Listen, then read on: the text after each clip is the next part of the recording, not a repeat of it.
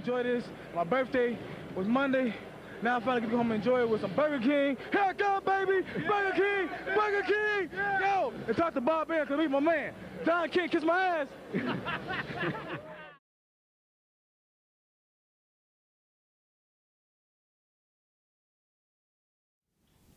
What's up, people? Thank you once again for tuning in. Remember, hit that subscribe button if you've not subscribed before. If you are an existing follower, thank you once again for coming through.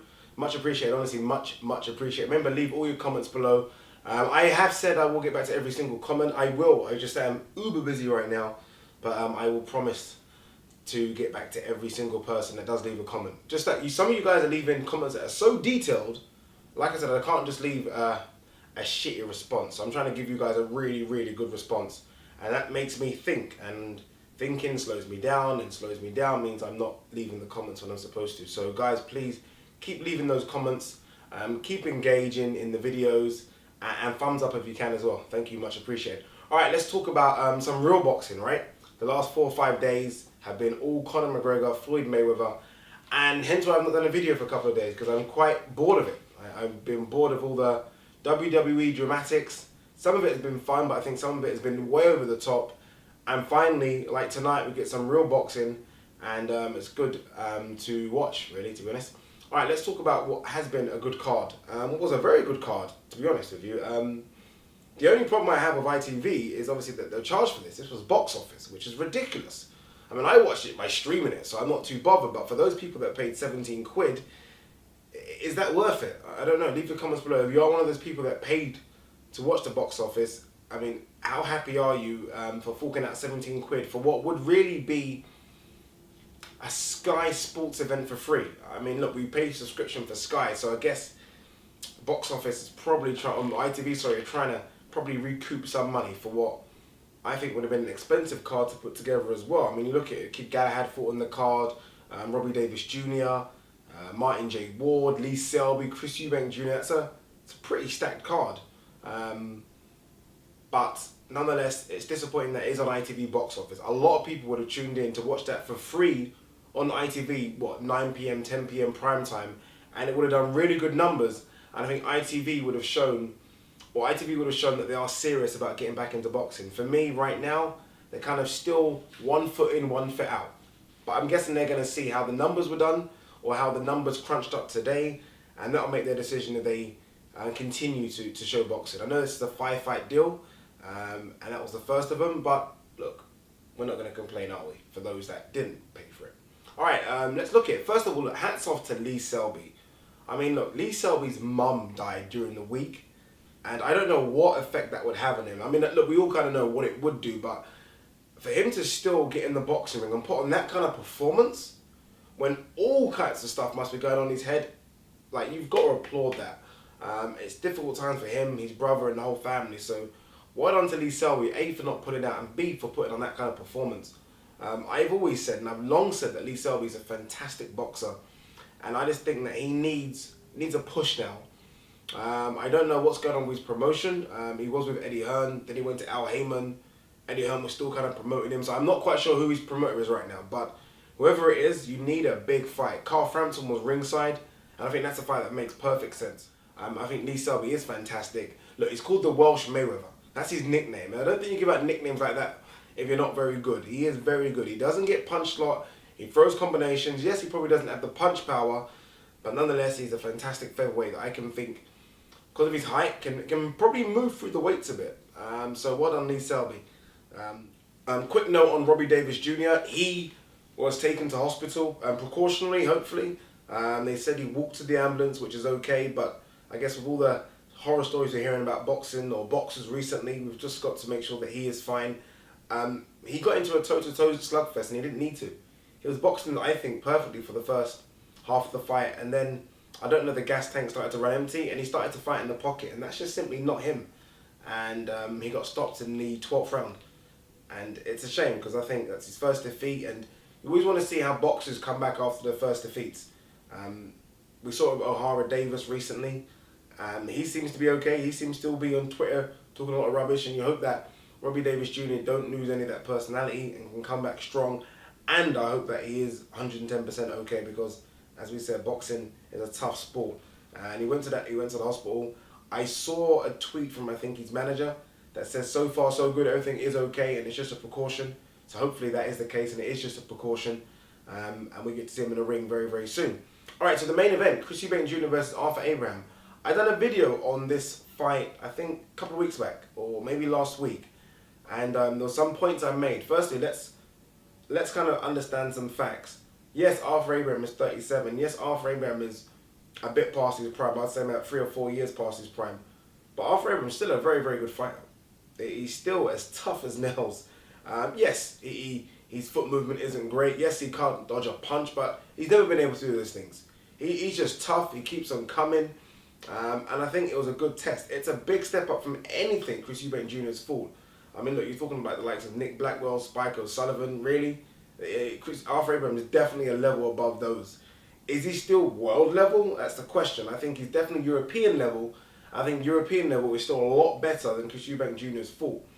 So let's not give Chris Eubank Jr. too much stick for not getting Arthur Abraham out of there. It was never going to get Arthur Abraham out of there. It's just not possible, I don't think, anyway. Arthur Abraham, from my recollection, has only been stopped once, and that was because of the eye injury against Robert Stieglitz. Remember, that's a man that's been there against Ward, against Froch, against Durrell. It's not easy work. A lot of people on Twitter were saying that Eubank simply doesn't have punch power. I know a lot of people in the Eubank stable very close, and they've said that he's got bad hands. I'm not sure if it's as bad as in Floyd Mayweather, if it's brittle, but he has got bad hands, so I don't think, although it looks like he's loading up, I don't think he's loading up fully with his punches. And that could be a problem at 168. Look, at 160, I thought it took a few punches for him to really hurt people. He doesn't have the one-punch knockout power, and at 168, the guys just are a lot bigger. I mean, you think of someone like Callum Smith, who's very, very big. Even George Groves, who might not be bigger than Eubank in terms of height, but in terms of size, he's definitely a lot bigger. I remember around the Froch fight, he was struggling around the weight, so he's a big boy. James DeGale definitely is big. So you look at the kind of the elite guys, or the guys that he probably will be fighting the next 2 or 3 years, and you wonder if his lack of power could be a problem. One thing that isn't a problem is combination punching. I don't think there's a guy... honestly, I don't think there's a guy from 147 through to all the weights. This is being very, very truthful. From 147 upwards that throws the kind of combinations that Chris Eubank Jr. throws. He throws punches in bunches. Honestly, when you look at a lot of the welterweights, a lot of the 154 guys, even the 160 guys, it's almost 2 or 3 punch combinations at most. That's all they're doing, or they're going for that one big shot and then they kind of watch that shot. Chris Eubank Jr. throws punches in bunches, 4, 5, 6, 7 punch combinations. I saw 4 uppercuts today in a row. I mean, you don't get that for a 168 guy, you really don't. So that's impressive. And I think his work rate looked really good up all the way through the rounds as well, from 1 to 12. So that's going to help him as well. Abraham just keeps on coming. So I think this is a very, very good test for him. And you have to admit, he flew through it with flying colours. Look, we want to see him get the stoppage. Obviously, we want to see him get Abraham out of there. But sometimes boxing isn't about that.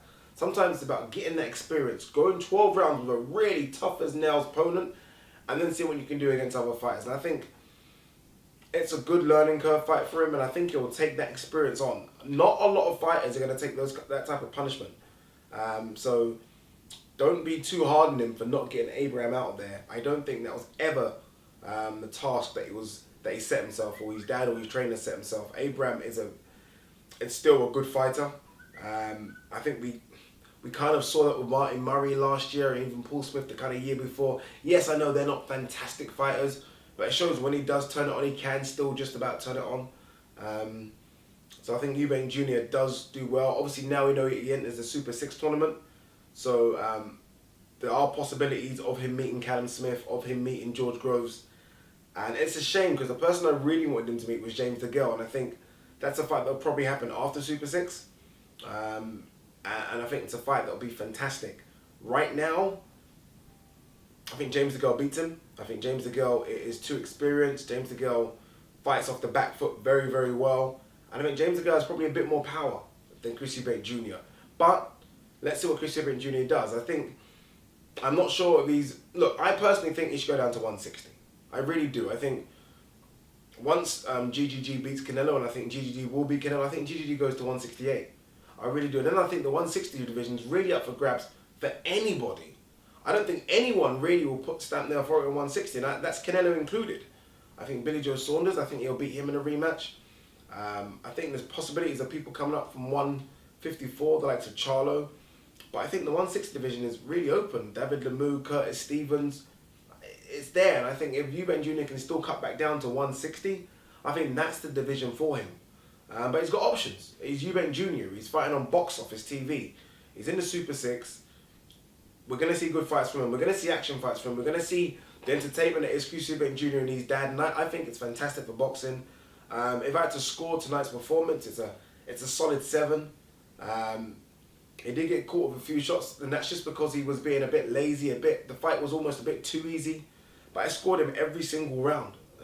Maybe the 3rd or 4th round I think I gave to Abraham, maybe.